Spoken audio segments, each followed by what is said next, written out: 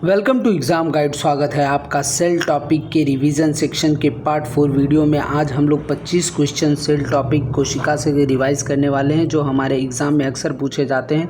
तो ये PYQ का एक ग्रुप है क्वेश्चंस का, जिसमें आपको आए हुए क्वेश्चन और भविष्य में आ सकने वाले क्वेश्चंस को हम लोग रिवाइज करने वाले हैं। तो चैनल को सब्सक्राइब कर दीजिए और बने रहिए हमारे साथ फटाफट क्वेश्चंस को रिवीजन करने के लिए। तो हम लोग इस सीरीज़ में सारी कोशिका के क्वेश्चंस रिवाइज करेंगे, चाहे वो SSC एग्ज़ाम में पूछे गए हों या रेलवे एग्ज़ाम में। तो चलते हैं आज के अपने क्वेश्चन की ओर।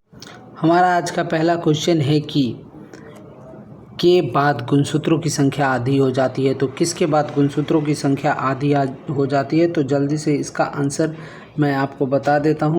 अर्धसूत्री विभाजन A के बाद इसकी संख्या आधी हो जाती है। हमारा अगला क्वेश्चन है कि डैश खाली स्थान कभी विभाजित नहीं होती है। इसका सही आंसर क्या होगा? तो तंत्रिका कोशिका कभी भी विभाजित नहीं होती है। हमारा अगला क्वेश्चन है कि डैश के पास अपने राइबोसोम्स और DNA दोनों होते हैं। किसके किसके पास? तो माइटोकॉन्ड्रिया और लवक दोनों के पास होते हैं। तो इसका सही आंसर होगा ऑप्शन डी, A और B दोनों के पास होती है। हमारा अगला क्वेश्चन है कि दोहरी झिल्ली युक्त कोशिकांग किस में पाई जाती है? तो इसका सही आंसर होगा ऑप्शन डी, माइटोकॉन्ड्रिया में होता है। हमारा अगला क्वेश्चन है कि झिल्ली रहित कोशिकांग किस में पाए जाते हैं? तो इसका ऑप्शन होगा ऑप्शन डी, राइबोसोम्स में होते हैं। तो चलते हैं अपने अगले क्वेश्चंस की ओर और देखते हैं आगे का वीडियो।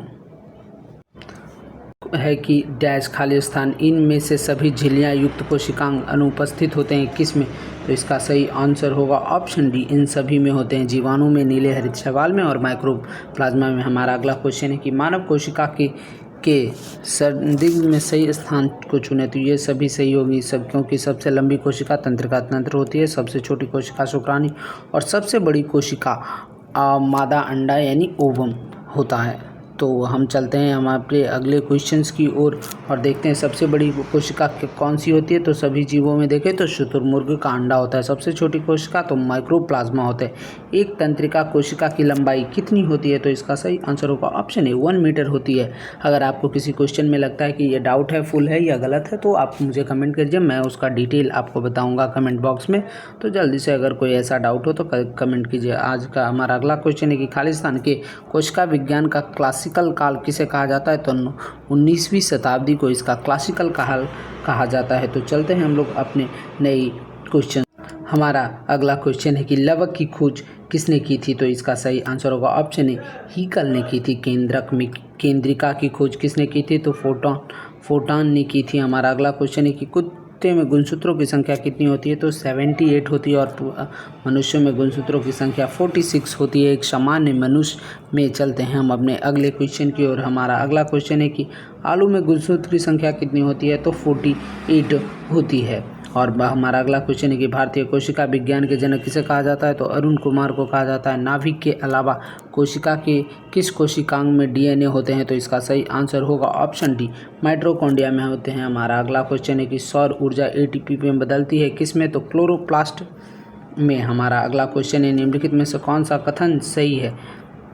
तो इसका सही कथन अगर हम लोग चारों पढ़ लें तो इसका आंसर आसानी से दे सकते हैं, पर हम बता देते हैं। इसका तीसरा सही है, विषाणु सम एकल तंतु RNA अणु से बने होते हैं। हमारा अगला क्वेश्चन है कि साधारण मनुष्य में कितने गुणसूत्र? तो 46 गुणसूत्र। आलू में हमने देख लिया है कि आलू में 38 गुणसूत्र होते हैं और कुत्ते में कितना? तो 78 गुणसूत्र होते हैं।